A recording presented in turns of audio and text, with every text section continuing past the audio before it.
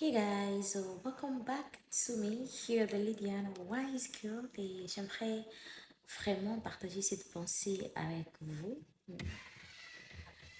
Ne vous fatiguez pas de moi. Voilà, nous allons lire ensemble avec vous le livre de Marc, Marc chapitre 16, le verset 7. On nous dit ceci. Mais allez dire à ses disciples et à Pierre qu'il vous précède en Galilée, c'est là que vous les verrez, comme il vous l'a dit. Parole du Seigneur. Ici, on nous montre deux femmes. Je n'ai pas voulu commencer jusqu'au premier verset parce que ce sera tellement long la vidéo. Et on nous parle de Marie de Magdala et de Salomé qui partaient acheter des aromates pour venir embaumer le corps de Jésus. Et lorsqu'elles arrivèrent, elles se demandaient déjà qui va nous aider à enlever ce rouleau et plutôt à rouler cette pierre. Cette pierre est tellement grande, ça pèse tellement, toi et moi seulement, nous ne pourrons pas l'enlever pour entrer et embaumer le corps de notre Seigneur. Mais lorsqu'ils arrivèrent, la Bible déclare qu'il y avait un jeune homme habillé en robe blanche. Et ce jeune homme les a dit, ne vous épouvantez pas. Si vous cherchez Jésus de Nazareth, il n'est pas ici, il est ressuscité. Mais allez dites à ses disciples et à Pierre qui vous précède en Galilée comme il vous l'a dit. Déjà pour commencer, Marie de Magdala et Salomé n'ont pas su de suite que ces jeunes hommes habillés en robe blanche étaient en effet Jésus lui-même. Mais ce qui a encore capté mon attention, c'est lorsqu'il les a dit, mais allez dire à ses disciples et à Pierre qu'il est ressuscité. Genre, Pierre aussi était disciple de Jésus, n'est-ce pas? Mais pourquoi dire aux disciples et à Pierre? Pourquoi ne pas lui qualifier de suite?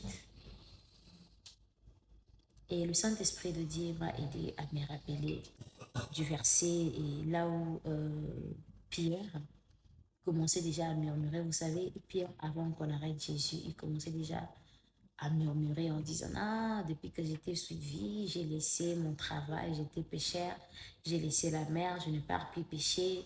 Maintenant, de quoi je vais nourrir ma famille? J'ai été suivi, j'ai abandonné tout mon travail, j'ai laissé comment mes enfants vont étudier, comment je vais prendre soin de ma famille. Il murmurait déjà.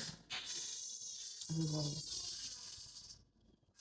Et aussi, là où Jésus disait qu'il était, et que la mission pour laquelle il était venu sur cette terre s'approchait déjà et qu'il allait mourir et les laisser. Pierre a dit non, tu ne mourras pas, tu ne mourras pas.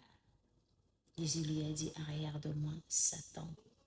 En effet, il ne disait pas ça à Pierre, mais il disait ça derrière cet esprit de la chair qu'avait Pierre, parce il avait compris en lui que Pierre, malgré qu'il se faisait appeler disciple, mais il était animé par la chair, en fait. Il n'était pas animé par le Saint-Esprit.